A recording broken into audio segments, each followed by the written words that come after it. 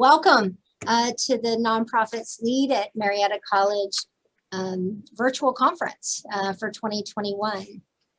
I want to begin by thanking our sponsors that have made the program possible. And thank you to Parkersburg Area Community Foundation, first of all, for sponsoring the books. Everyone who registered for this program received a free copy of Lean Impact, How to Innovate for Radically Greater Social Good. And that was thanks to the Parkersburg Area Community Foundation. So thank you, PACF, for your generosity. And it's continuing, always appreciate it. I also want to thank Dr. Jim Wilson of the Slow Flight Consulting Group. You could give us a wave. There's Dr. Jim Wilson. The Ohio University Center for Campus and Community Engagement. Mary, you can give us a wave if you're here.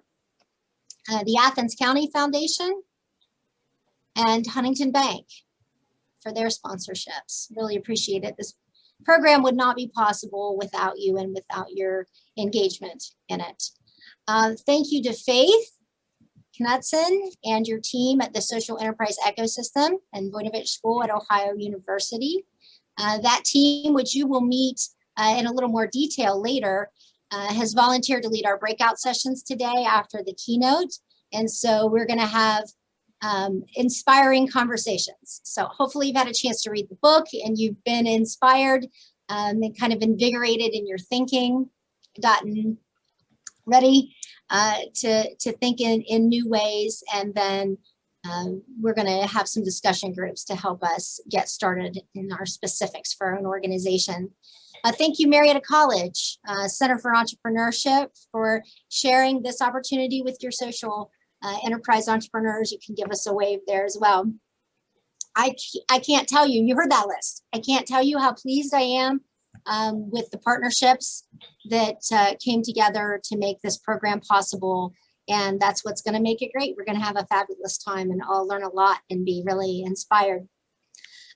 Before we get rolling, I have a few items of housekeeping to share. You're going to want to make sure, please, that you are muted during the presentation.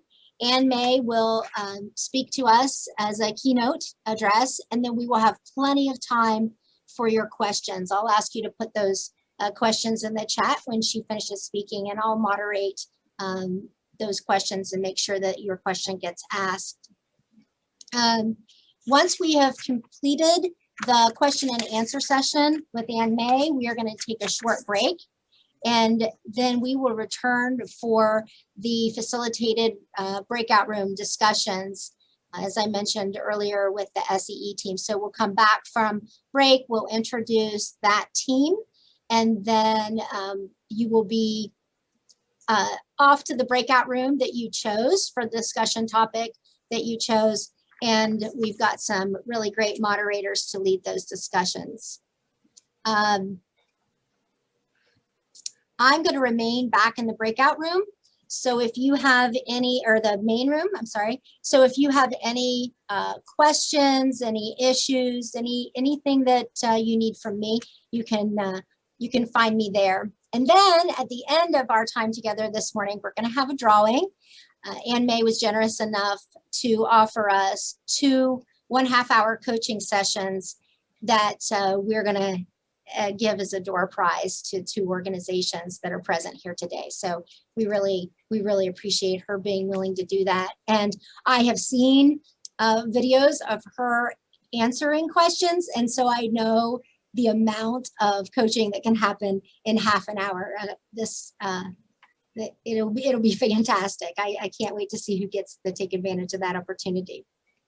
So without any further ado, I couldn't be more pleased to be able to introduce Ann May Chang.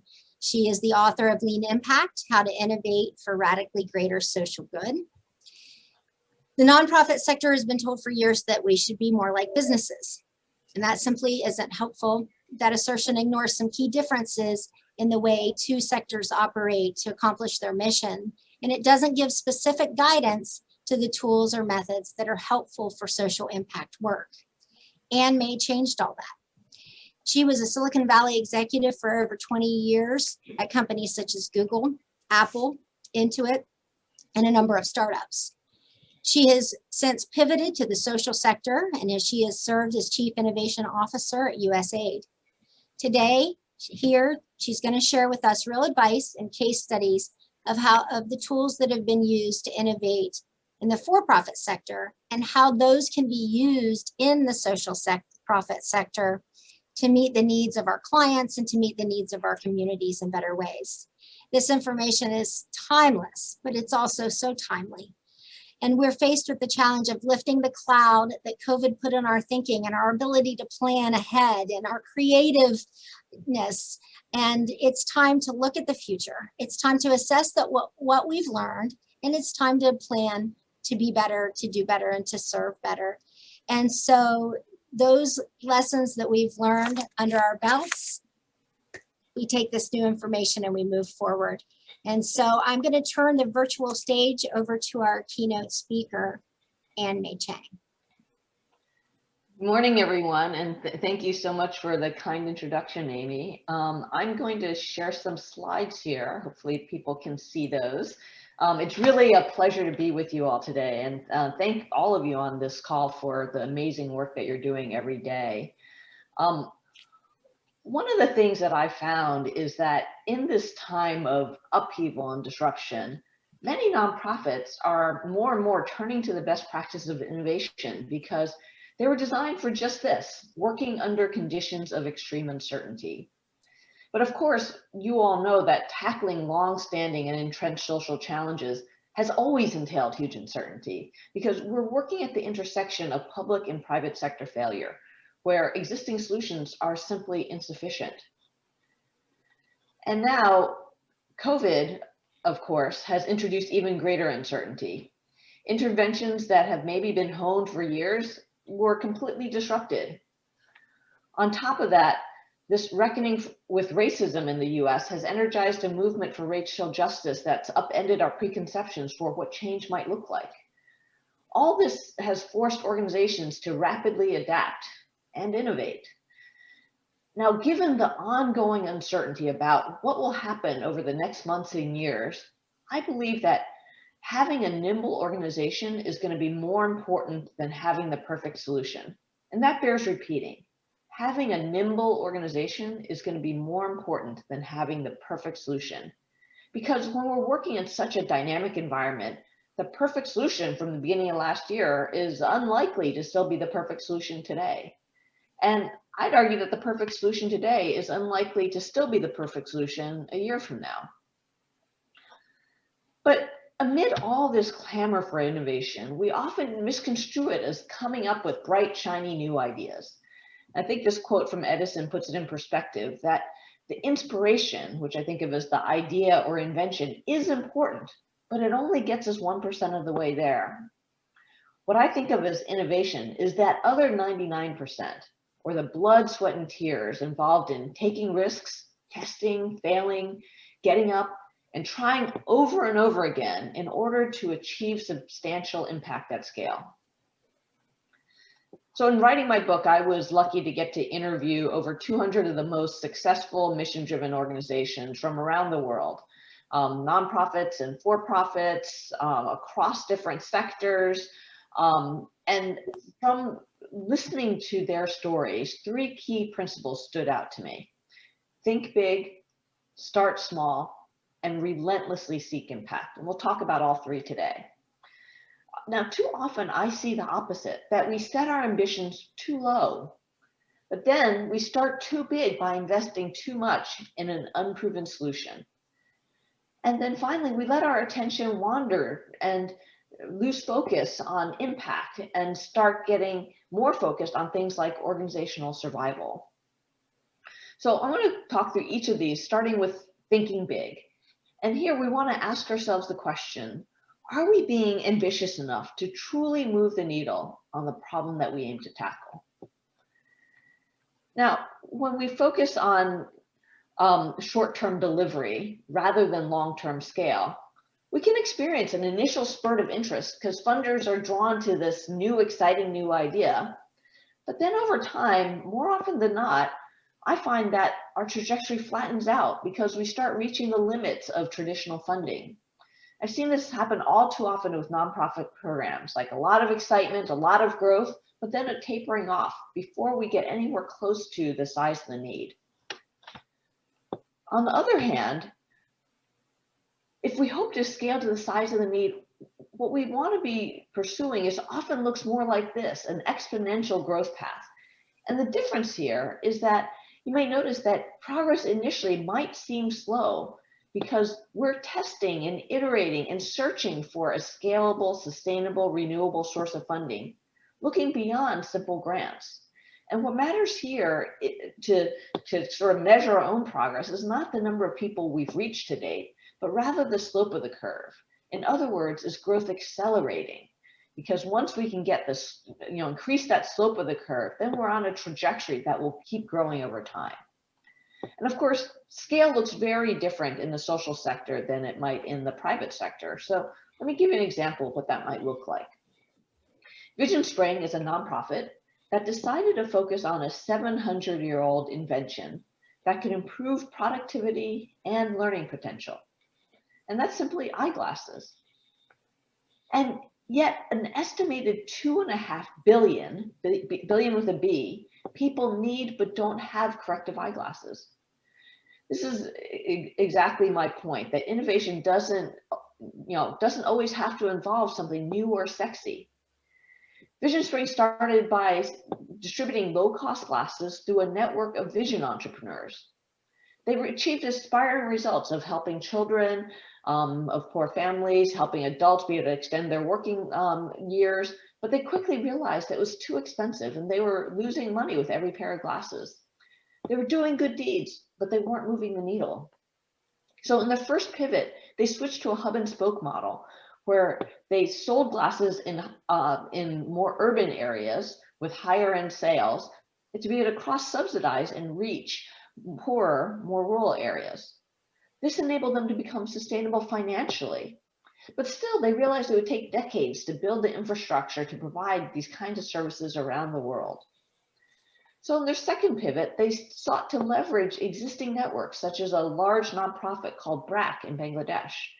By selling through BRAC's existing network of community healthcare workers, they've been able to distribute over 1 million pairs of glasses, and now through hundreds of other partnerships in the world, a total of almost 7 million pairs of glasses.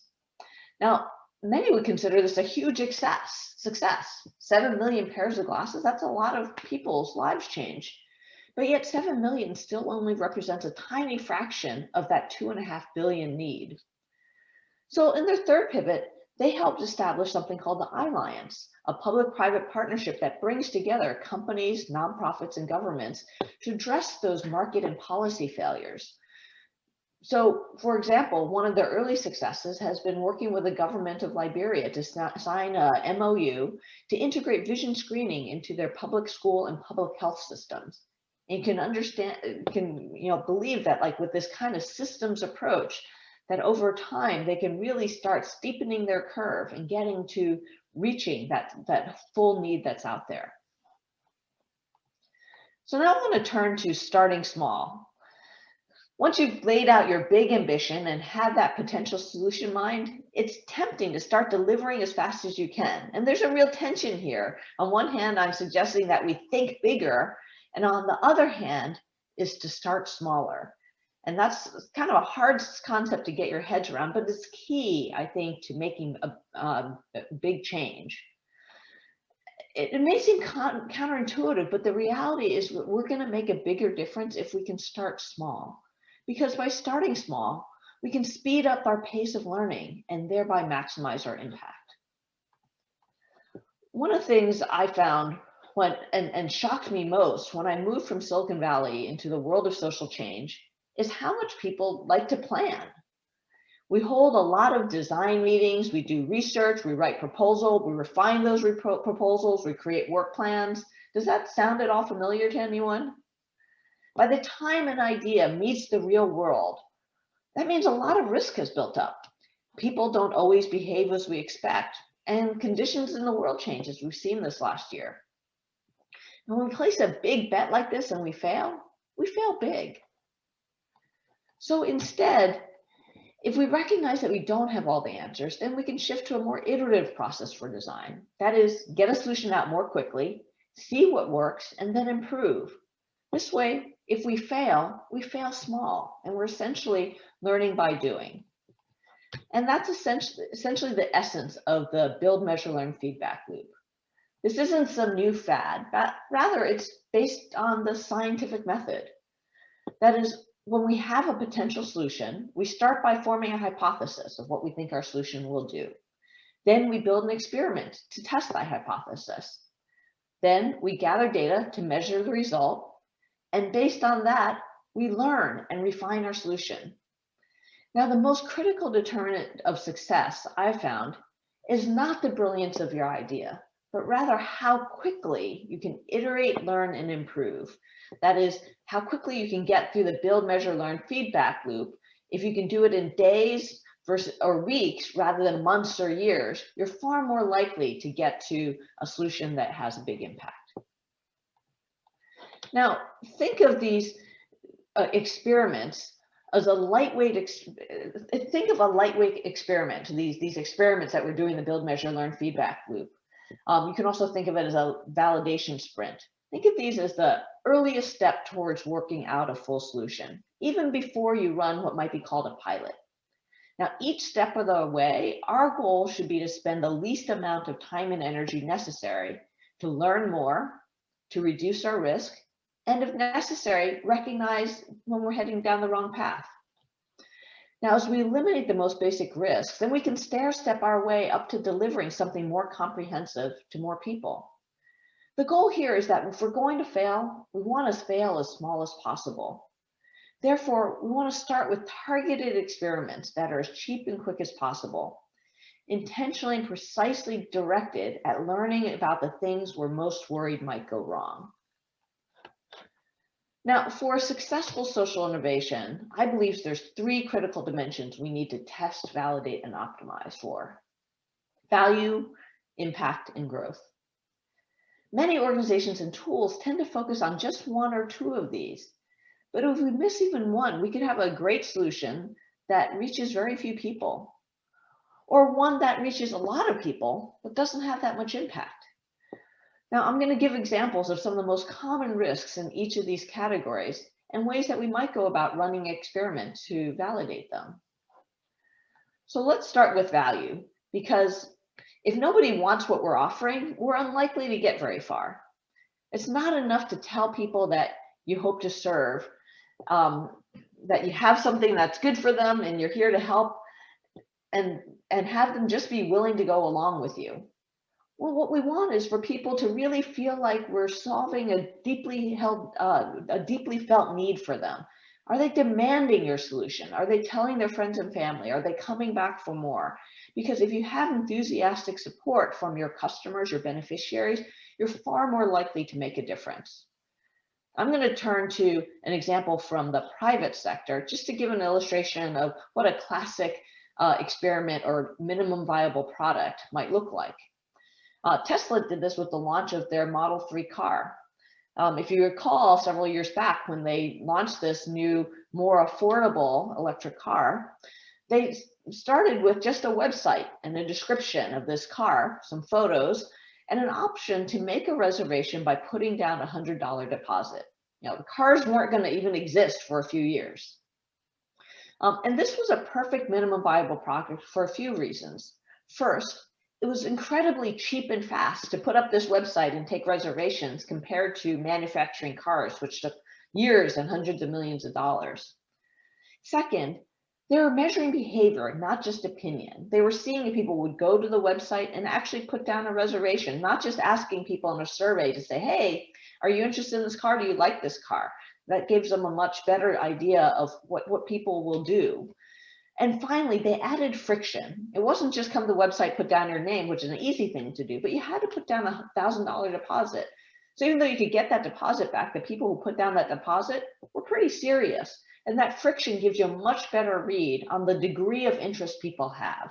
Too often we make it too easy. We ask people a survey, we ask them if they would like something, there's no friction. And of course, a lot of people say they're interested, but then when push comes to shove, life gets in the way. They get busy, they have other priorities, and they don't engage in the way that we hope. So this is something we can do in the social sector also, and something we call a smoke test. And it's a good way to test our value hypothesis. So in the social sector, we might want to test interest in a program or training by running an experiment before investing months in developing a full curriculum. This is something Europe did for their one-year intensive training program to close the opportunity gap for disadvantaged urban youth. And they did so by testing to see whether students would sign up for their program, and then would they show up for their program, for their initial introductory program. And this gave them a much better feel for the degree of interest and gave them more confidence in investing in developing the program. So in other cases, we might want to go beyond just, or will people show up, or will they be interested, but also see how they're likely to behave, how they're likely to interact with our solution. Code for America decided to tackle a problem in California where a third or 2 million people were eligible but not enrolled in the SNAP food stamp program in California. One of the barriers that they discovered was that the online registration system was incredibly cumbersome. They were asking 200 questions. It took 45 minutes to complete, and half of the applicants would abandon the form before they were finished. So they wanted to test their impact hypothesis and their value hypothesis with a simplified form with 18 fields, manually submit and have people fill out this just a Google form with 18 fields. Then they would manually submit the form by transcribing those fields into the official government form and see how many people would be able to successfully apply if the form was much simpler this way. They were successful here, and they found that the completion rate increased by more than 70%. So they were able to prove their value proposition. In this case, they also improved their impact proposition because they also were able to validate that this form that they manually transcribed into the full government form and left a lot of things blank, that the government was still accepting those forms because it was only the first step in the process, and the government was able to get the other information in the subsequent interviews. So in this simple experiment, again, creating a simple Google form, running some simple ads to get people to fill out the form, enabled them to very quickly test both their value hypothesis and their impact hypothesis. So speaking of impact hypothesis, the second pillar of social innovation is, of course, impact. And here we want to ask the most important question: does it work? Does what we're doing make a meaningful and positive impact on the problems that we're aiming to tackle? Of course, this is one of the things that makes innovation much harder in the social sector than the private sector, because one of the challenges is that measuring impact can be much harder and take much longer than measuring something like e-commerce transactions. So it helps if you break down your path to impact using something called a theory of change, which I'm guessing many of you have. So in this example, if your goal is to reduce the incidence of malaria by distributing mosquito nets, it can take years to determine if infection rates have truly gone down in a region. But if we think about our theory of change, the first step is to have people hang up those mosquito nets and then sleep under those mosquito nets before it's likely to reduce the incidence of malaria. And that's something we can check tomorrow. We can distribute mosquito nets and check tomorrow to see, have people hung up those nets? If they haven't, we know right away it's unlikely that it's going to work. And then we can do something about it. We can decide to hold a training in the town square. We can even go as far as to hang it up for them. And so it's looking for these kind of early indicators of impact that can help us refine our solution and make it more likely that in the fullness of time, it will make the difference that we're hoping for. So let me give you an example of what happens when we don't do this. In Southern Africa, there was a large clinical trial for a drug called tenofovir several years ago. It's a vaginal gel that was designed to prevent HIV transmission. There was a big phase 3 clinical trial run over 3 years with over 2,000 women with multi-millions of dollars. At the end of the trial, what was the result? They found no improvement in prevention of HIV. Now, that's puzzling. They've designed this drug. It's supposed to kill the HIV virus. What happened? Well, it turned out that most women weren't able to use it consistently as a required application both before and after every time they had sex. And the point of lean is to validate our assumptions up front so that we can fail small and maximize the chances of success when we go big. Figuring out if women were going to be willing to use this type of treatment ahead of time would have saved a lot of time and a lot of money. Even though the gel worked in the lab, it wasn't something that women wanted. So to give an example of success, educational attainment is one of the examples where impact can take a long time to realize. You change your education techniques, it takes a long time to see, is that going to, improve graduation rates? Is it going to improve earning potential? Summit Public Schools is a nonprofit that had a goal of having 100% of their students who come from disadvantaged backgrounds graduate from college. I can imagine, if they're going to start a high school and see students graduating from college, it can take 8 years to see if that happens, if they've actually impacted the graduation rate. And they did that. They started a charter school. They brought together the best practices for personalized learning. And after 8 years, they found that they had an impressive graduation rate, but they weren't at 100%. They're getting a lot of pressure to scale from folks because it was better than what existed, but they thought, this was an opportunity to rethink their model, and they believed they could do even better. But they also recognized that waiting 8 more years to see the results of another cohort was simply too long.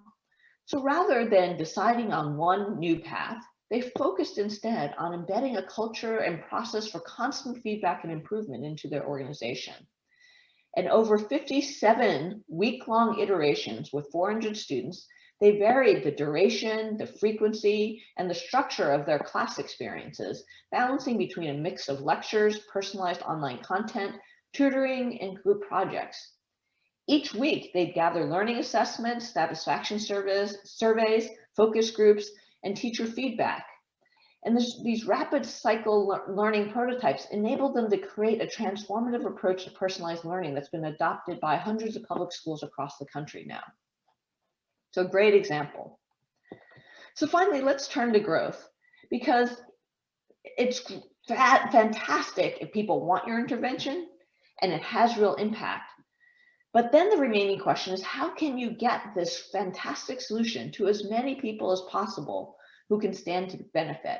And here we need to think about the size of the need and how are we going to serve all the need that exists. Now, the easiest way to scale, but not always available, is through a market-based business model where we can use the market, where someone pays for our solution, and then we're able to plow that back into offering more of the solution to people. An example of this is Off-Grid Electric in Tanzania, which is a social enterprise that aims to provide clean, affordable energy in Africa by selling home solar systems. But they had a problem. Most of their poor rural customers are unable to afford the upfront costs of a home solar system. So they had to come up with a new approach. Their idea was to collect a few dollars a week through a pay-as-you-go business model based on mobile money. But the question was, would people pay? And would they keep paying? That was essentially their growth hypothesis. So they started by running a simple experiment by sending a staff member to each village once a week to collect money. They'd offer the solar system. They'd say, we're going to come back next week and collect a few dollars, and the week after that, to see whether people would value the electricity enough that they would keep paying. And they did. People did keep paying. And once they verified this business model would work, then they could invest in designing and manufacturing an automated system with confidence. By collecting the money through mobile money, they were able to scale and be able to collect the money in a way that was much more affordable. Another kind of change, that thing to measure that can take a long time, is policy change. Wendy Wonderful Kids is a nonprofit in the US that set out to make unadoptable unacceptable by finding permanent families for hard to place children. Their approach was to give social workers a smaller caseload so they could take a more hands-on, child-centric approach. And with this, they've been able to improve placement rates by 2 or 3 times. But of course, this more hands-on model is also more expensive. and they knew they could only reach a small fraction of the kids in need if they were going to rely solely on philanthropy.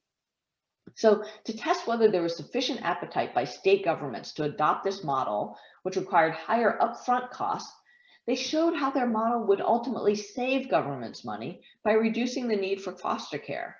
In the first state that they operated, they were able to demonstrate that they were able to save the state $32 million. They had a great pitch, but they weren't going to be satisfied with just a polite nod.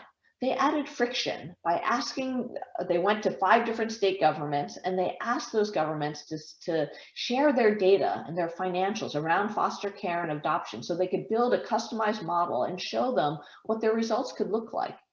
And by adding that friction, by making the government do some work, it demonstrated a level of interest and commitment, making it far more likely that they would persist through the process. If they weren't even willing to take that first step, then they'd need to go back and revisit their approach. Another approach to impact, to scaling impact, is replication. Scaling impact doesn't necessarily mean you need to scale your organization. And replication can happen either through franchising or open sourcing. If you've developed the most cost-effective intervention, but either aren't interested or aren't able to take it beyond your community, share your approach so others can do so. Alcoholics Anonymous boasts over 2 million members who participate in over 100,000 groups worldwide. Despite their impressive scale, there's only a small central organization that handles literature and basic administration. Each AA group is independent and self-supported through donations from members. So massive impact doesn't require a massive entity or massive funding. Now, finally, I want to get back to our last principle of social innovation, which is to get from these small experiments to our big vision for success, we need to stay relentlessly focused on our pursuit of impact. And for this, one of my favorite quotes is to fall in love with the problem, not your solution. This can be a difficult mindset shift as nonprofits, we're often intimately identified with our solutions. But as both the problem and constraints shift, it's important to stay rooted in the felt needs of our clients, which in many cases might involve rethinking our approach. For example, during the pandemic, many organizations started asking, how do we take our current solution and bring it online? Rather than stepping back to ask, what's the best way to address the current problems, which changed during the pandemic, under the new constraints, which also changed? It takes deep humility to recognize when a different approach may in fact be needed. But if we truly care about maximizing impact, we need to hold on to our solutions lightly and look to the data to learn what's most effective. For that, we need to measure what matters. Our tendency is to focus on absolute numbers, such as the number of people reached or the amount of money we've raised. I call these vanity metrics because they sound great, but they don't in fact tell us much about whether we really made a difference. Instead, if we're innovating, the metrics that matter are typically unit metrics. That is, for every 100 people you reach, what was the adoption rate, the persistence rate, the success rate, and the unit costs? Because when we test and optimize for these unit level drivers of success across value, growth, and impact, they will pay dividends over time. I just want to close by saying, as a society, I think we let ourselves be too easily satisfied and often celebrate the idea of doing some good. We need to raise the bar.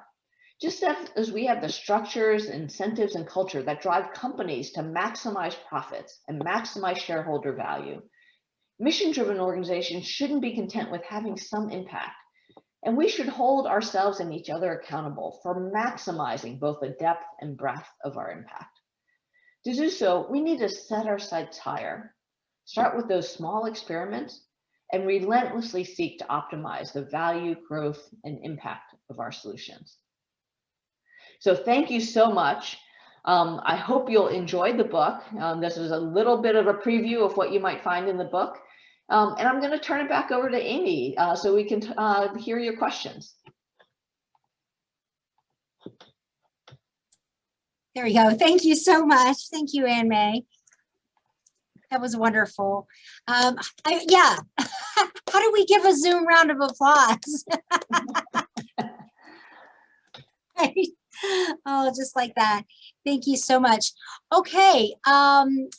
Anybody who I see questions are already starting to come into the chat. And so, Ann May, when you're ready, I will start to read some of those questions to you and we can begin our Q&A time. Sounds good. Okay, wonderful. Let's see.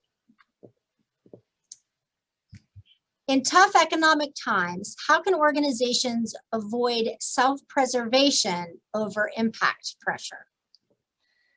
It's a great question. I don't think it's an either or question. Of course, we need to preserve our organizations in order to have impact, but we also can't only focus on preserving our organizations because the reason we exist is to have impact. So it's a delicate balance between the two. And so one of the things that I would, and it's you want to think about the percentage of how you balance those. You can't ignore one or the other. One of the questions that I think is really important to ask is, are we on track to making the change that we aim to make? Are we on track to fulfilling our mission, essentially? And I'm not talking about in the next year or two or even 5 years, but in 20 years, in our lifetimes, are we on track to making the difference that we think is needed? If the answer is yes, then absolutely, we should focus on delivering whatever we're doing as well as we can and continuing to improve and get more efficient with it. But if we're far off from having the impact that we need, that we think is needed, that is needed to fulfill our mission, we're far off from that, then I think we need to invest in innovation. And so to do that, we need to take some risks. We need to try new things to see if we can find a solution that's much better. And to balance that with preservation, there's a number of things that you can do. Certainly, there are some organizations and some foundations and some individuals who are interested in innovation. And if you can show them the trajectory you're on and where you'd like to be and your ideas, they might be willing to invest. The other thing to do is to think about is starting small. Innovation doesn't have to be expensive. I shared a number of kind of experiments that you can run. Some of those experiments might just take an hour or a day or a week. And so you can run an experiment and start learning and find something that really starts having a little bit of traction, and then go out to funding with that, something that actually shows that this is looking really promising, and get funding to invest more in it. The other thing you can do is build innovation into your existing grants. So, in order to, when you're applying for a grant, to maybe have a traditional intervention that is helping people in the short run, but isn't necessarily scaling or isn't necessarily having as much impact as you hope, maybe you can have 95% of the grant go to your existing solution, but ask in your proposal to carve out 5% of your grant to try out some ideas that can make that 95% dramatically better. Now, not all funders are going to go for that, but I think many of them will. And that's an opportunity to carve out a little space to start investing in increasing your impact. So those are just a few ideas, but it is absolutely a tension. And I'm not at all saying that you can only focus on impact and not organizational survival. But too often we skew too much towards organizational survival because it's front and center and in our face. And what I'm challenging everyone to do is really try to draw a balance between the two, because it doesn't help if we survive if we're not ultimately going to affect the change that we're seeking. Thank you very much. Next question. Can you talk briefly about the critical decision for an entrepreneur to stay the course versus change direction? Yeah, that's always the question, right? Is like, are we on the right track? And here is where I think it's really important to have that vision for what success looks like, and have clear measures to tell whether you're on track for that. A lot of times we don't just map out the trajectory. Like I gave the example of Vision Spring. They knew their goal was 2.5 billion people. And even though they were able to steepen their curve and accelerate their growth by working through partnerships, by cross-subsidizing, they were still far short of that. And so I think the question to ask ourselves is really to look at your trajectory, look at what your ambitions are, what your mission is, and see how far off you are. And if you're really far off, it doesn't mean you need to completely drop what you're doing today, but I think it does mean you need to also try alongside ideas that will make things better. And test and iterate and improve on those things. And then maybe over time, you'll find a solution that's better enough that you might want to drop your original solution. Now, when you're testing, I'm not sure what the questioner had in mind, but when you're running experiments and testing, some of your experiments will work and give you more confidence. Some of them will fail.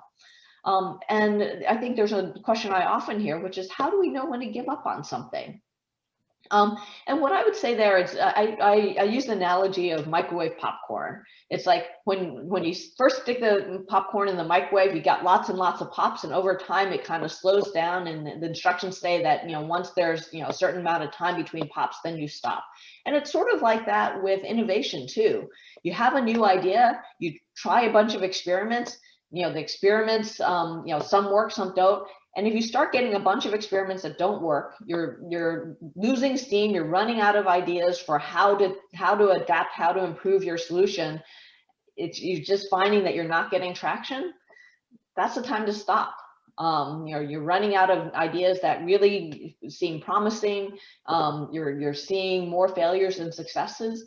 That's a time to maybe take a step back and take a different tack. Thank you. Thank you. Next question. You mentioned interviewing over 200 mission-driven organizations, which is super impressive.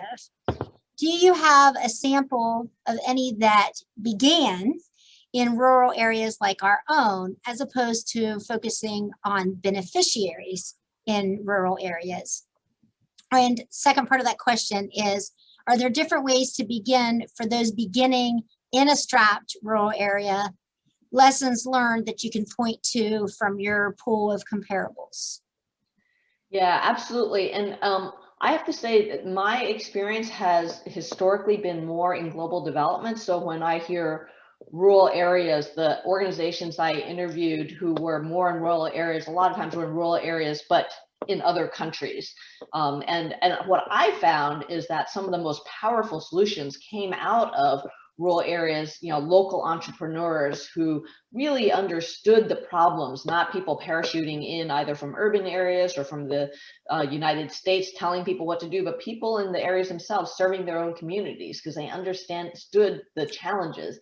One of the organizations we funded at USAID was started by a young entrepreneur who decided to make briquettes for out of agricultural waste to burn as fuel locally in their communities, because it was a young man who was saw that his sister was not able to go to school because she was having to go collect wood for fuel every day and wasn't able to go to school, and he wanted her to have more of a future, so he came up with this different idea. And it's just one example of many of the best ideas come from people living in communities, understanding the problems intimately, understanding the cultures intimately, and then being able to serve those communities in a much better way, and having often the trust of those communities. So absolutely, I think that is where some of the best solutions come from. And I think that funders are more and more recognizing that. I know in the global development space, we are much more really focusing and prioritizing these solutions that come from local entrepreneurs rather than people kind of parachuting in from somewhere else. Thank you. Thank you. That's one of the reasons why we were so happy to bring your message here to this local group. Let's see. We have another question about staying connected to you on social media and other platforms. And so I'll tell everyone that it will just be easier in the follow-up email you get with the evaluation of the program, link to recording, etc., that I'll make sure that we also have the information for how to follow Ann May on all the platforms that you can do so.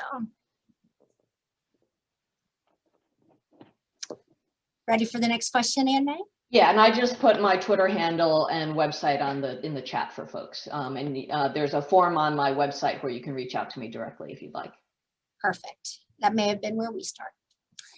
How can grant-funded social organizations transition away from required vanity metrics toward impact measures and funding for that capital gap period that are supportable by a variety of funders.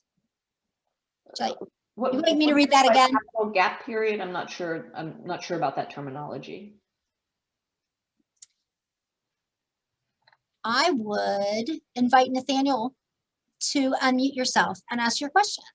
Yeah, thanks for taking my question. Yeah, essentially, how do we transition away from a lot of our funders required vanity metrics towards metrics that have a real impact, but at the risk that our funders they are really still laser focused on those vanity metrics. Yeah. And that transition period of finding new funding sources that enable impact measures, that we may have a gap period in which funding is sparse. Do you have any suggestions for organizations who want to go after that? Yeah, it's a really great question. And again, there's the ideal and then there's reality, right? So I'm not suggesting that you should just dump all your funders who ask for vanity metrics and then, scramble to try to figure out how to fill the gap. But I think it needs to be more of a gradual transition. But it's one of the reasons, the nature of funding is, I think, one of the biggest barriers towards social innovation. And it's one of the reasons I do a lot of work with funders personally, is because I think we need to change the behavior of funders and what funders are asking for in order to really enable organizations to have the flexibility and the right incentives to innovate. Because I think organizations want to innovate, but a lot of times they feel like their arms are tied behind their backs. And so one of the pieces of good news that maybe has come out of the pandemic is that a lot of the foundations decided to be, I think over 700 foundations signed a pledge to make their funding much more flexible. Usually funding can be quite restrictive, and they made it much more flexible during the pandemic because they realized that all the things that were requiring people, their grantees to do, a lot of them were no longer possible. And so I think the funders gave a lot more flexibility during the pandemic. And I'm hoping that, I know there's conversations about it, and I'm hoping that a lot of that will stick, that funders will continue to be flexible and trust nonprofits to kind of make the best decisions. And so I think that's one piece that I hope will help. But as I talked about earlier, this needs to be a gradual transition. Those vanity metrics make sense if what you're doing is you have a solution that you know is going to work and you just need to turn the crank. Think about COVID vaccines right now. We know how to vaccinate people here in the US. We know how many people we need to vaccinate. We just need to do it. And so counting the number of people that we vaccinated makes absolute sense, right? But for most of the social challenges we don't have a trajectory that we think is ever going to meet the need. And so there we need to find better solutions, and that's where we need to innovate. And so when we have those situations where we need to innovate, we need to try something different. That's where we need to focus on those innovation metrics, those unit level metrics, to say, can we develop something that is essentially far more cost effective, because we can reduce the cost, increase the impact, and will make a much bigger difference over time. And that's where the innovation funding is really important. And like I said, that can be funded.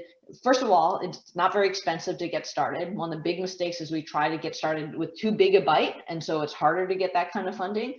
So if we start small, we get small amounts of funding, either through more sort of forward-leaning foundations or individual donors, or by building it into a larger grant and having it be a small slice of a grant. That gives us the chance to take that first step to try out like a few experiments, and then those few experiments can maybe give us some better data to then go back to funders and say, here's what we found so far. This is worth investing more in. And so it's a gradual stair-step approach. And I think that stair-step is really important, both from an innovation standpoint and getting funding standpoint. And finally, I would encourage everyone to have conversations with your funders. I've found that many nonprofits are so daunted by their funders that they're unwilling to go simply ask.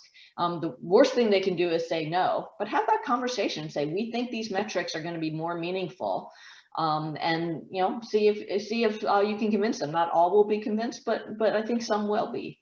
I've seen a lot of cases where some of the most innovative organizations have been able to do so because they've negotiated with funders a different relationship that's allowed them to do that. Thank you. Yeah, and we have several funders on this call, and I'm just glad to see them here, and I know that they're already that forward-thinking type of organizations. So I'm really happy to see you all here. Next question parallels that previous one. You mentioned starting small so that you fail small. How would you address our cultural aversion to failure? If we go with the idea of failing small so that we can regroup, retry, yet risk failure averse funders or board members, take that failure as a sign that you should not continue to pursue the new goal. How do you manage this, particularly for an organization which is already doing well, but wanting to do more or to expand?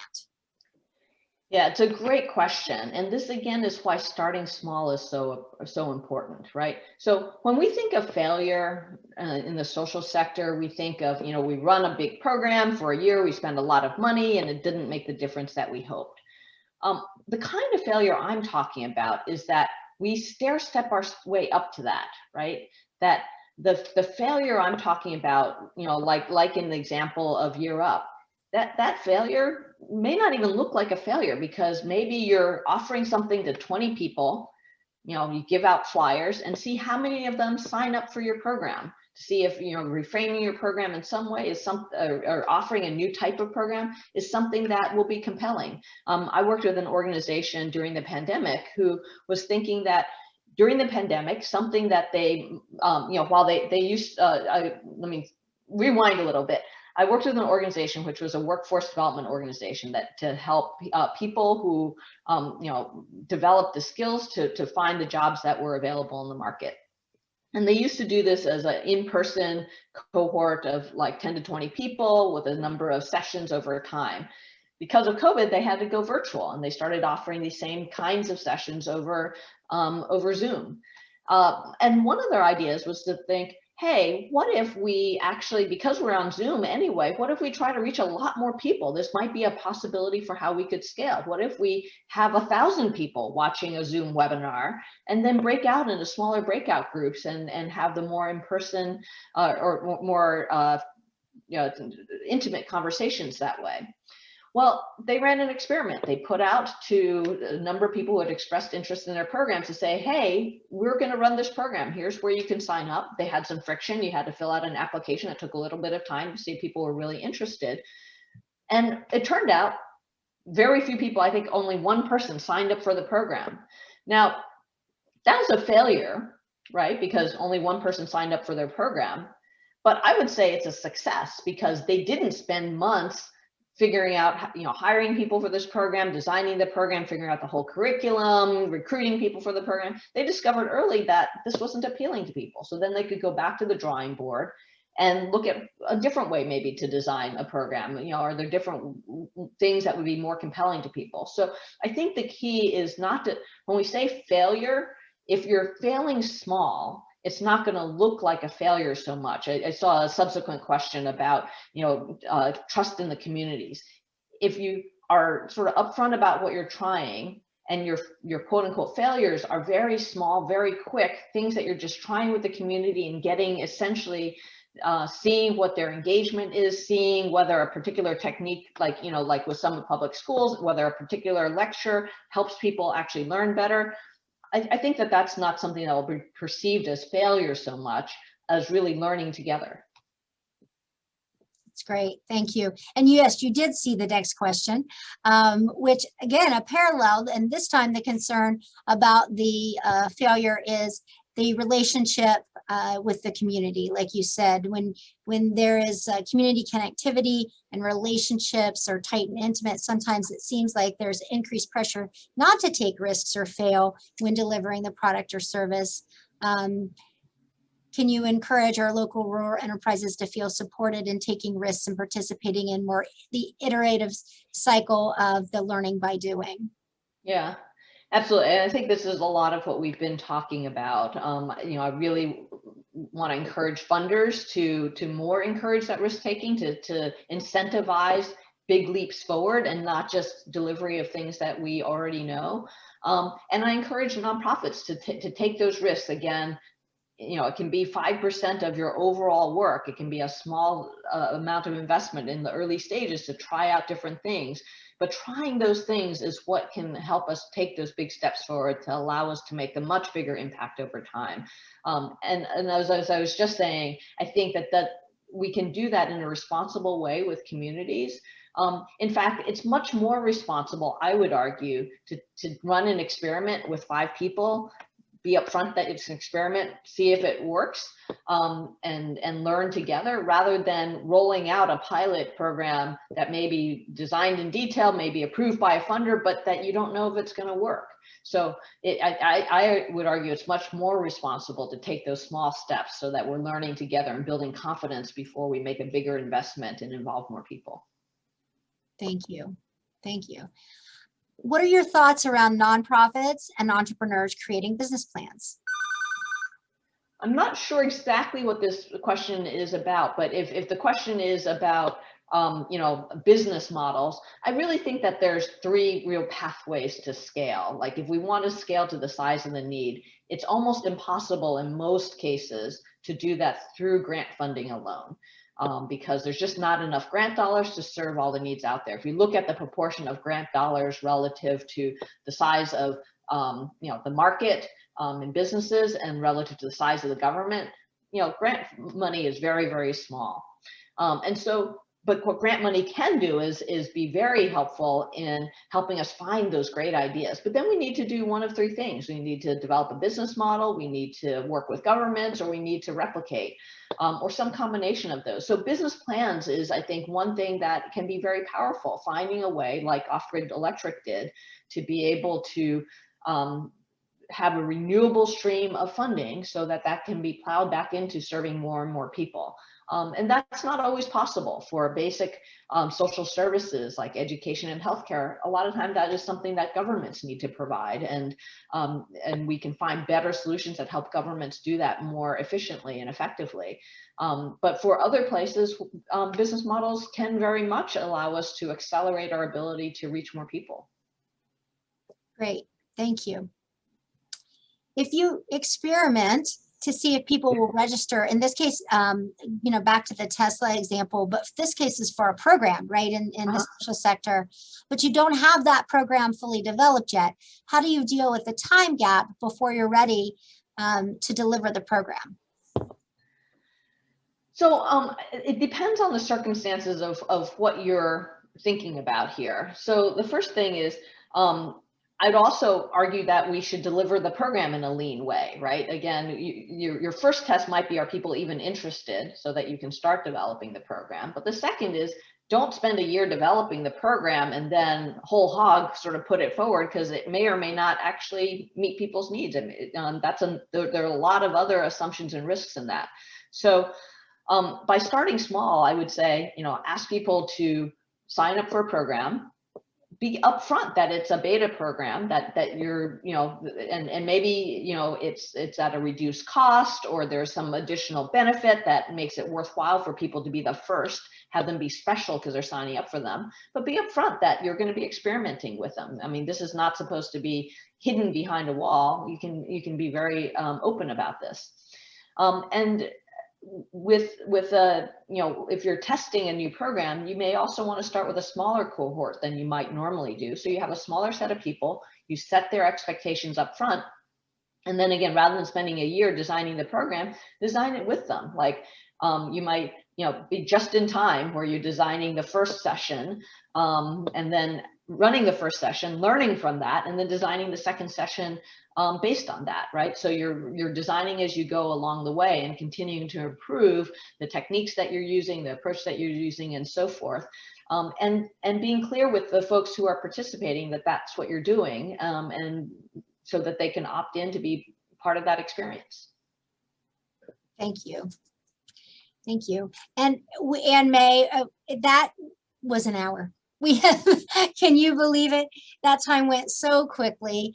Everybody, thank you so much. Anne May, thank you so much. Our sponsors, Parkersburg Area Community Foundation, Bernard McDonough Foundation, Dr. Jim Wilson, Ohio University Center for Campus and Community Engagement, Huntington Bank, Athens County Foundation, and our partners at the Social Enterprise Ecosystem and the Marietta College Entrepreneurship Program. I love that list. What a great list. Thank you to all of you. Ann May, we can't thank you enough. Everyone, we're going to say goodbye, fond farewell, and thank you to Ann May. And we are going to take a quick break, and I'll see you back on screen at 10:15 when we will go into our breakout discussion groups. And we can have a very lively discussion in each group that will be facilitated very well by our friends from the Social Enterprise Ecosystem, Parkersburg Area Community Foundation, and our own Office of Community Engagement here at Marietta College. So I'll see everyone back here at 10:15. Thank you so much for having me. Thank you, Anne. Great questions. Wonderful. Thank you.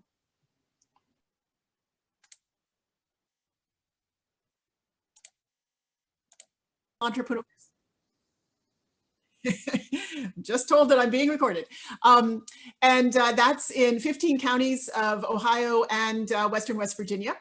What we do is we're a part of an ecosystem. So many of you are funders, many of you also do support services in other ways, and we collaborate with and work with everybody in the region. So what we do is three things.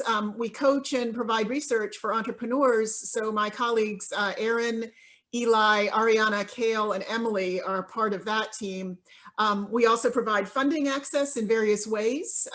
We have an impact investment group, and we also have grants, loans, and upcoming impact investment opportunities for social entrepreneurs. And Marion, of course, as you probably all already know, Parkersburg Area Community Foundation, and Eli with the Sugarbush Foundation, and also Sugarbush Valley Impact Investments are part of that community, as are several of you on the call.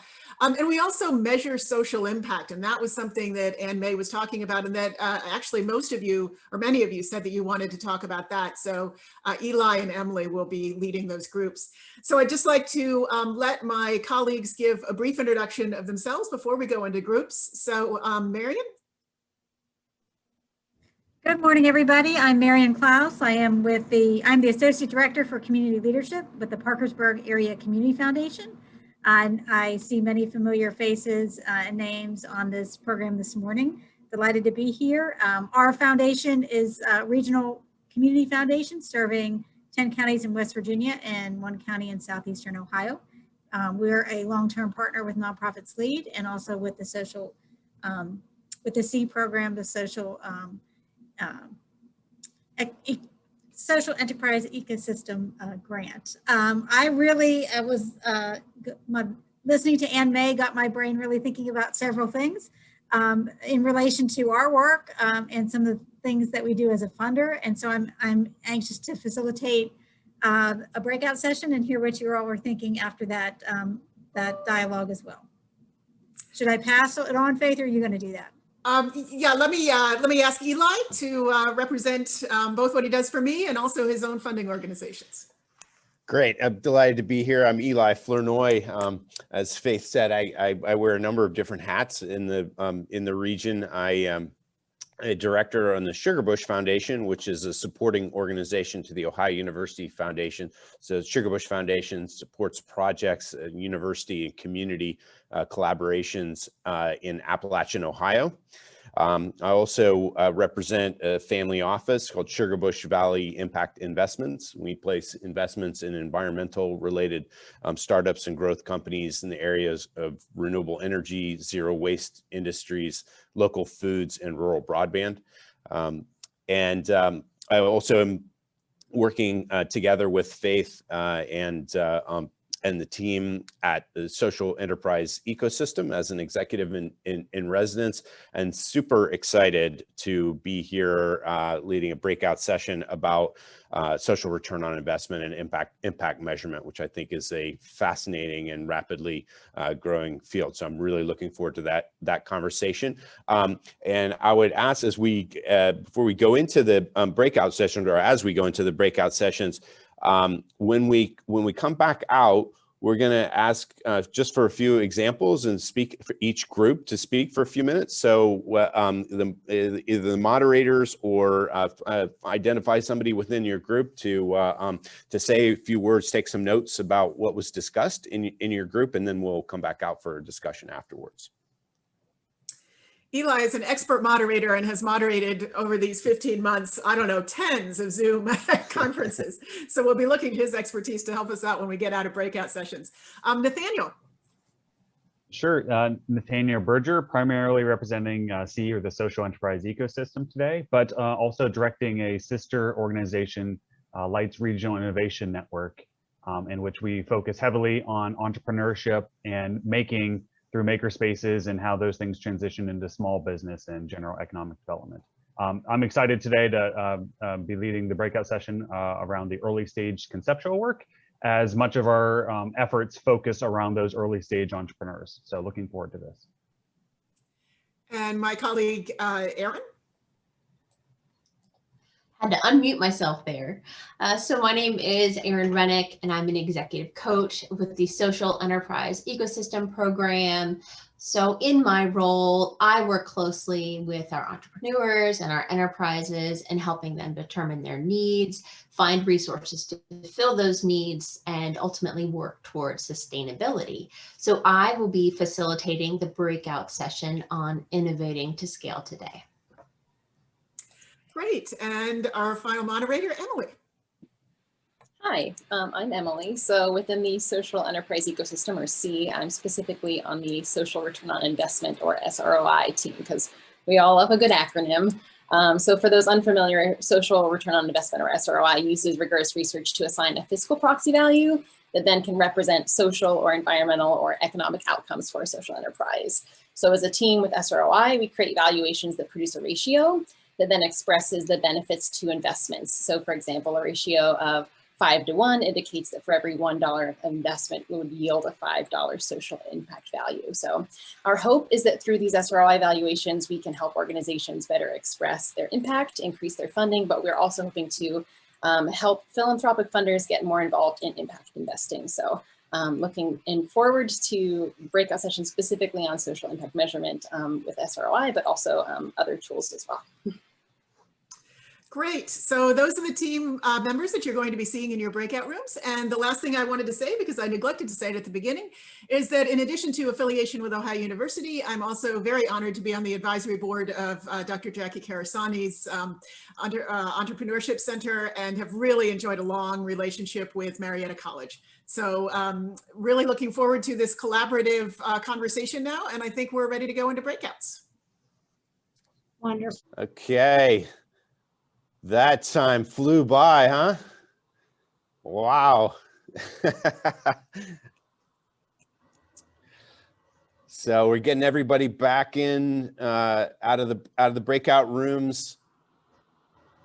We had a terrific discussion in our group, and what I think we're going to do now is we'll go through each of the breakout rooms, and if you can just take, a few minutes each to talk a little bit about some of the key points that were brought up in your group, and then after that we'll have a little time for some further question and answer. So I'll start us off with our group. So we were one of the social return on investment breakout rooms, and we had a really good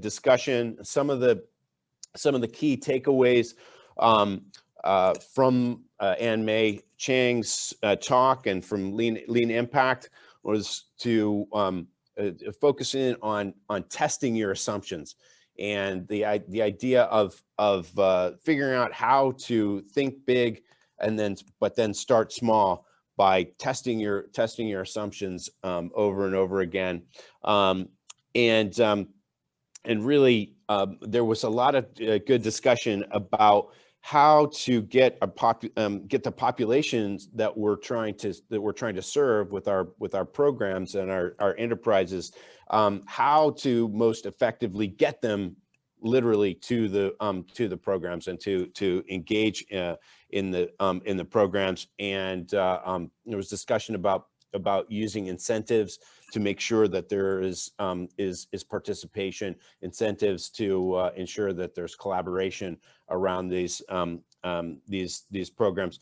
And there was an acknowledgement that there is a growing requirement from funders of programs to show impact measurement and to show more precision and more detail from that. But we had several funders in our group, and we were trying to, including Sugarbush Foundation, which is trying to navigate this process. Well, we want more impact measurement. We would like to have that information. We would like to help the projects and the organizations that we support to do impact measurement and be able to tell that story to their investors. We're sensitive at the same time to how difficult that is to add another requirement to nonprofits and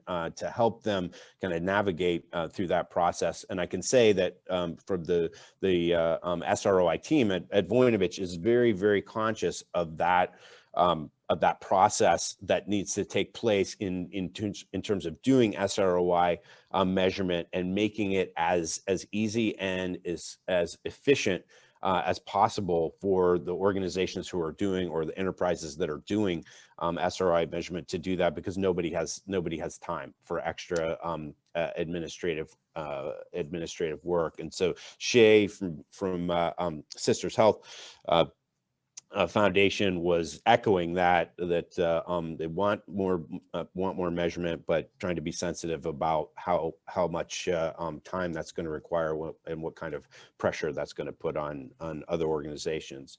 Anyone else from my group? What did I miss? Anyone else want to chime in with any points before we move to the next group?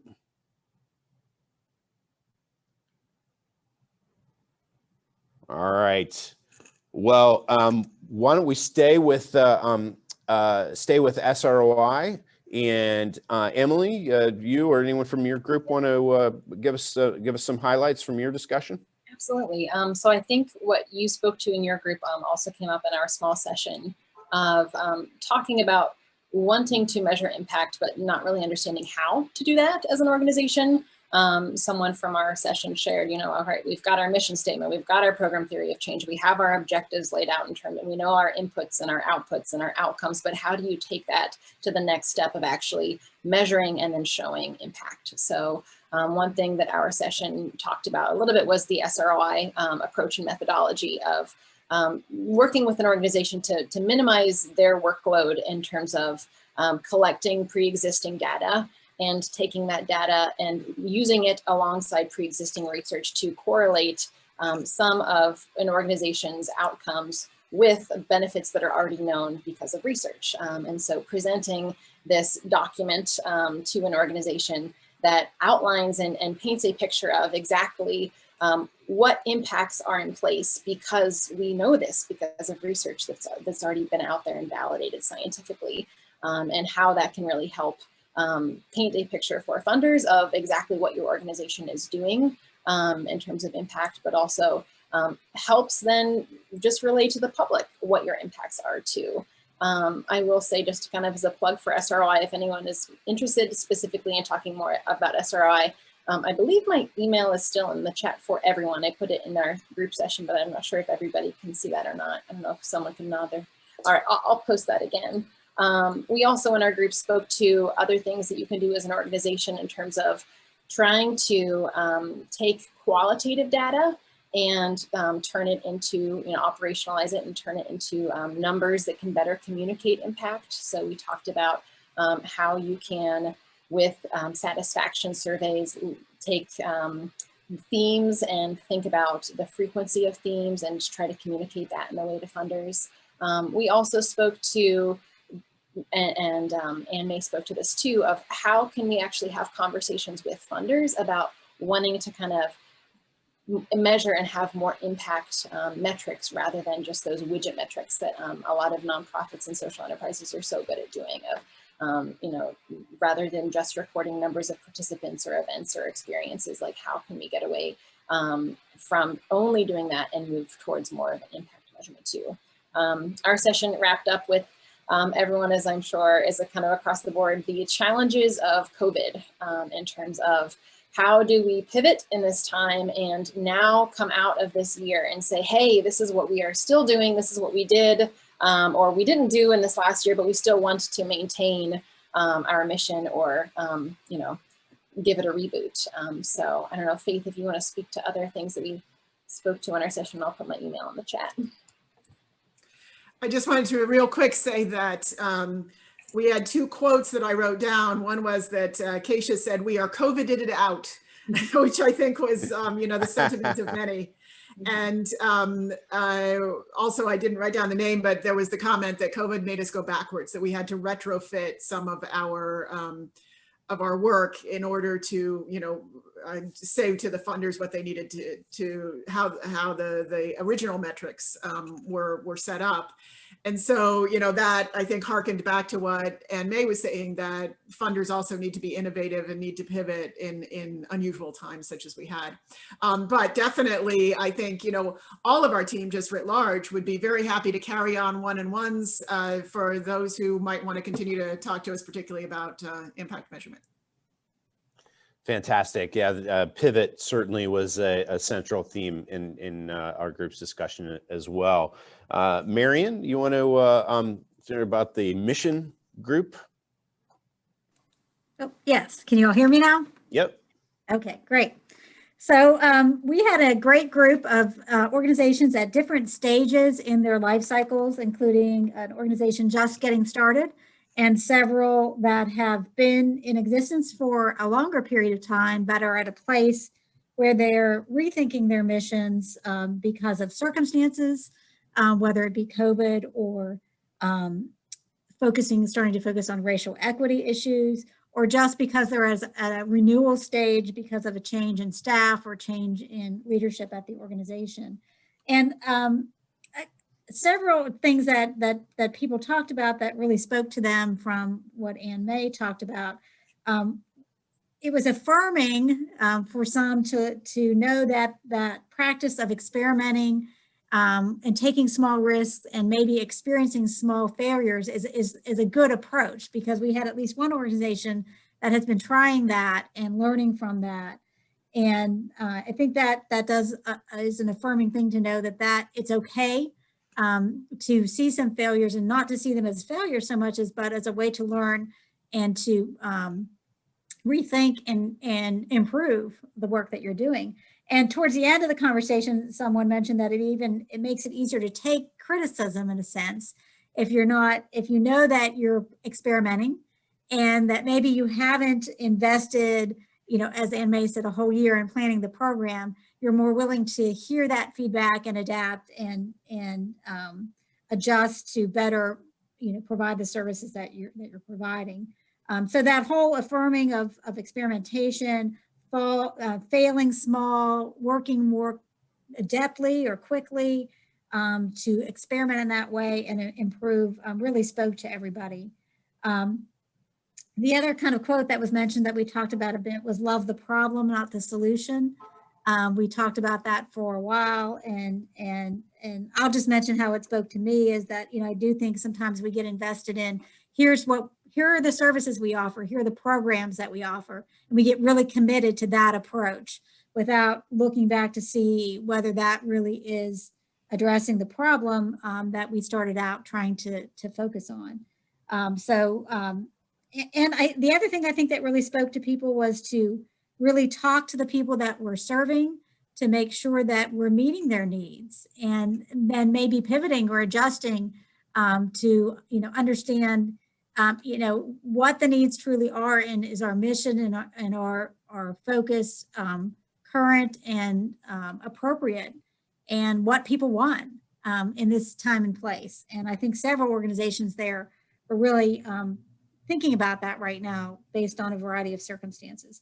And the last thing I'll mention, several groups talked about the need for board development.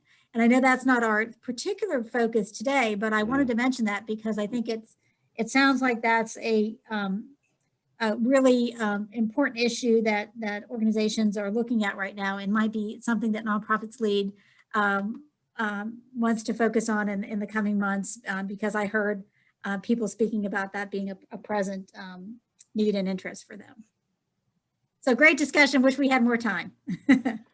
Yes, great. Thank you, Marion. Affirming experimentation. I just wrote that down. Love that. Aaron, tell us about the Innovating to Scale group. Absolutely. So we had an engaging session discussing innovating to scale with Sherry, Sharon, Renee, Karen, and Ben. So the first question, which took up a lot of our time because it was such a rich question, was, things learned from Ann May that changed the way that our participants were thinking about scaling and innovating.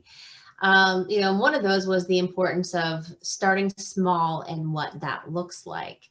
And Ben from Habitat from Humanity's Restore shared an example related to an ongoing discussion about the potential of opening another location in an adjacent community.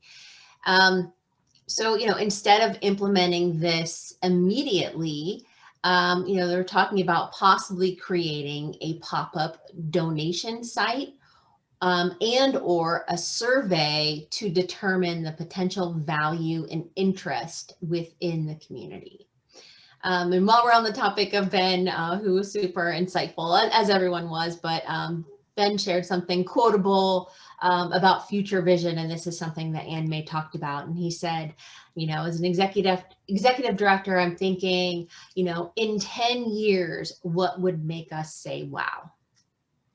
And I really enjoyed that. And so I wrote that down, of course.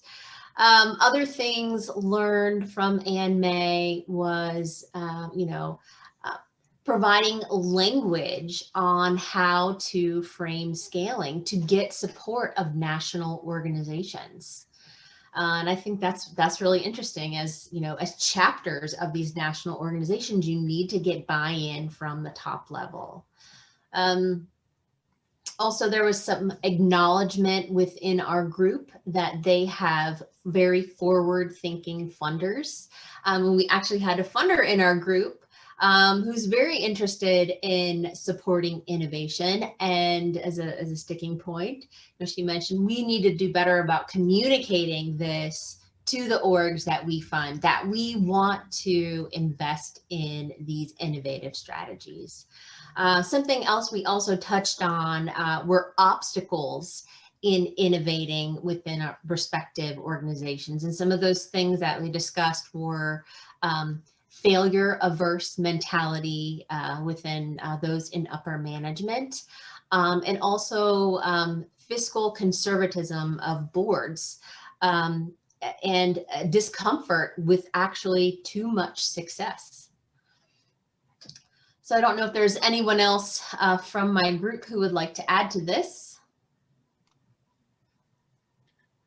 It wasn't necessarily something that came up in the discussion, but it's conversations that have been happening in my head from there and as we continue on. But being in the innovator group, it was kind of interesting because I think although the pandemic did create a lot of challenges, I think for those who are innovators, for those who are looking forward, I think it almost ignited something. Ooh, here's a new problem we need to solve. We need to create a new solution that maybe didn't exist before. And here's this big goal that we have. And on the other side of that, you have that conservatism of, oh, wait a minute, we need to protect what we have.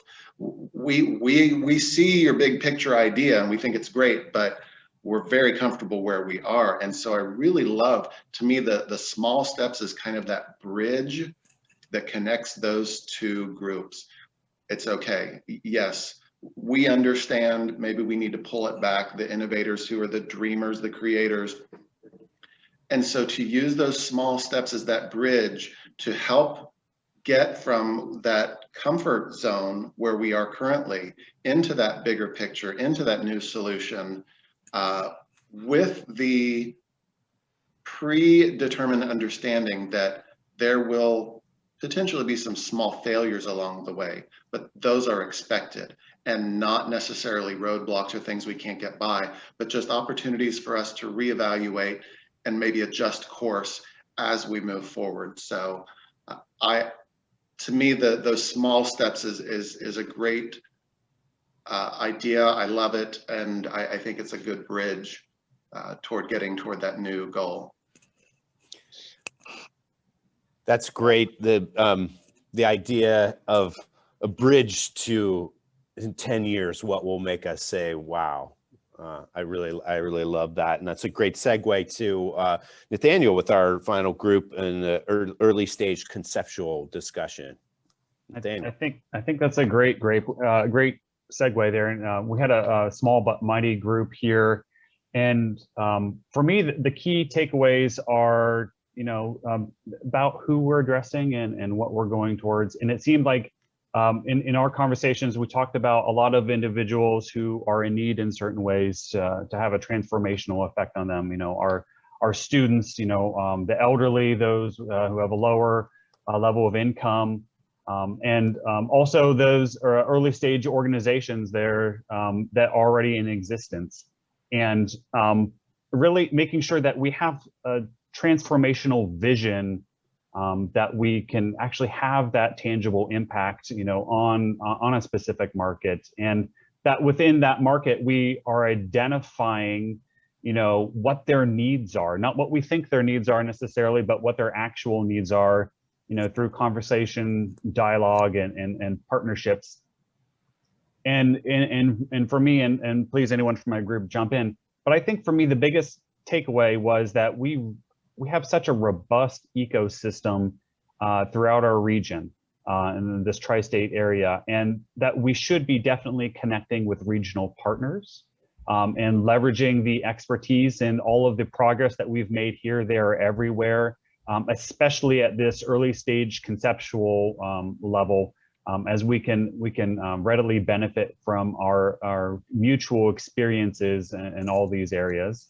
And that our approach to having that impact or working toward that vision is one of the things that stood out is really integrating with existing programming out there, leveraging the programs that exist, make your efforts, your dollars go much further through that leveraging, so that way you can reach those goals.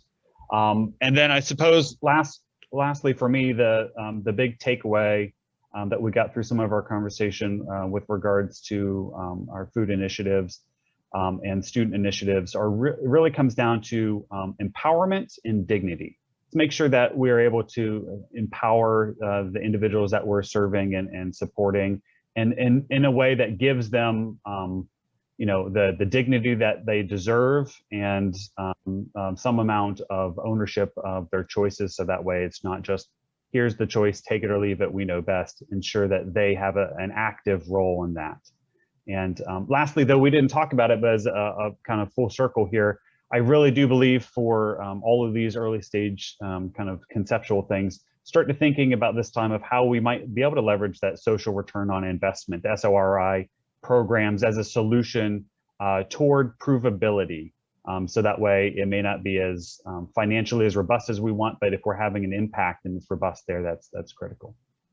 And I think that's it for us. If anyone wants to chime in, please do so.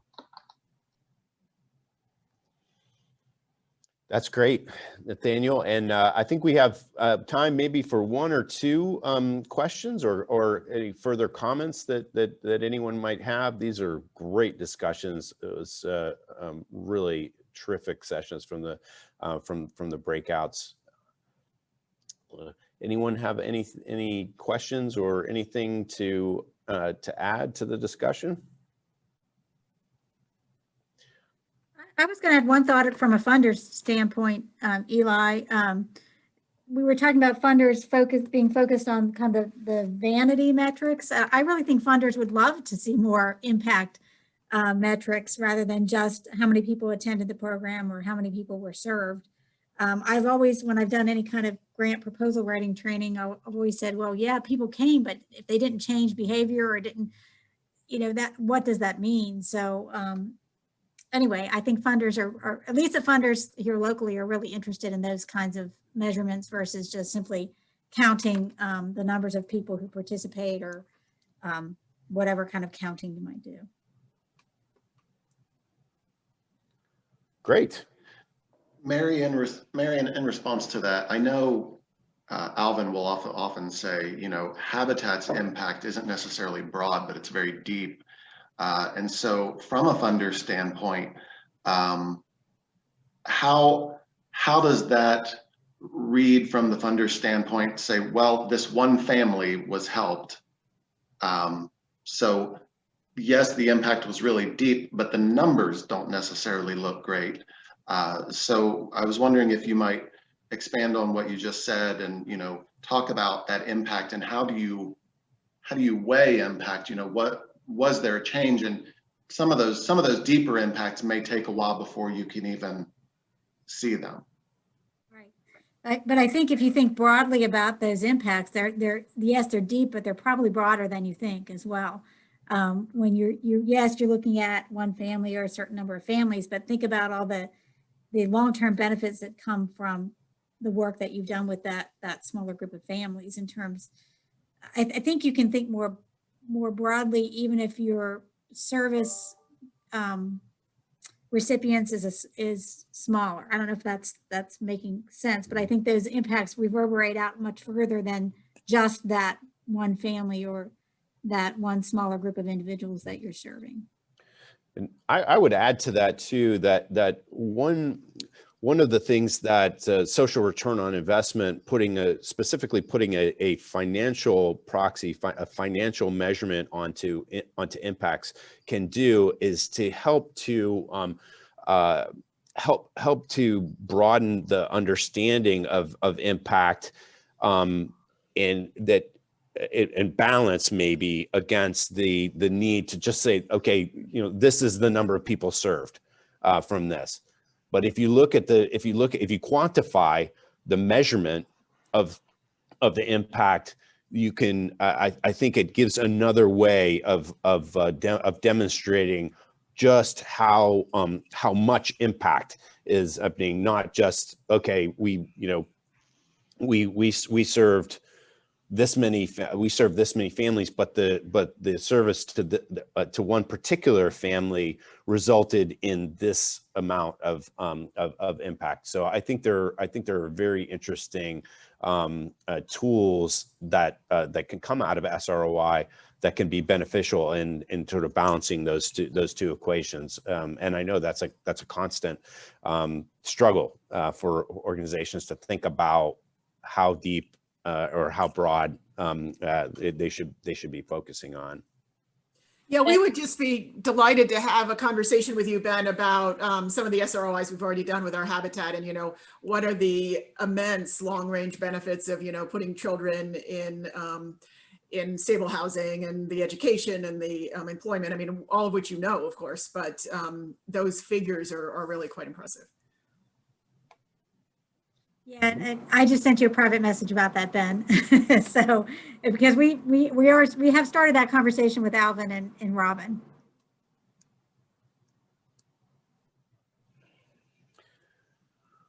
Great. Well, I think we're heading close to the final time. Amy, any closing thoughts before we close out this session? It's been a privilege to participate in this. It's great to meet everyone, and I just really appreciate all the amazing work that all of you are doing in your organizations throughout the region. Thank you, Eli. Thank you, Faith, Aaron, Teo, Marion, Mary Beth, Emily, Nathaniel. Thank you all so much, and thank you everyone for your patience with our technical difficulties. We're just going to call those experimentation and kind of par for the course sometimes. And so we have to take it as it comes. Appreciate your patience and your willingness to stick with us and the lively discussions that you had in your breakout groups. And thank you, team, for carrying on when I had the spinning wheel happening.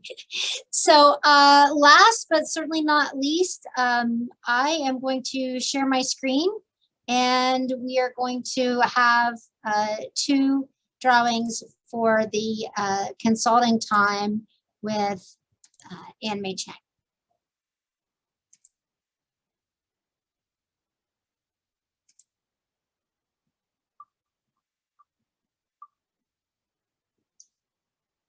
Karen Armstrong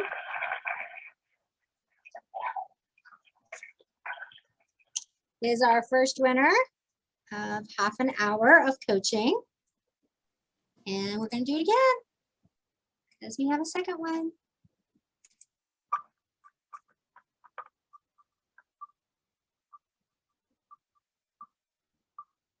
Shay. Shay Sanchez. Well, that was on the line, wasn't it? Wow. Right. What do I win, Amy?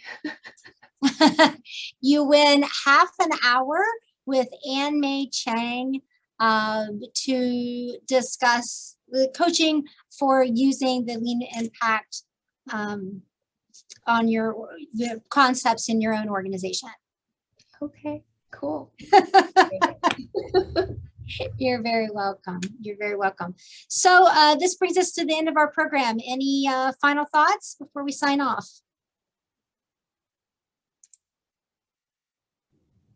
Thanks so much. It was great spending time with all of you. Yes, thank you all. I couldn't appreciate you more for being here, for partnering, for sponsoring, for facilitating. It takes a lot of collaboration and great partnership, and I really appreciate it. Everyone have a great day.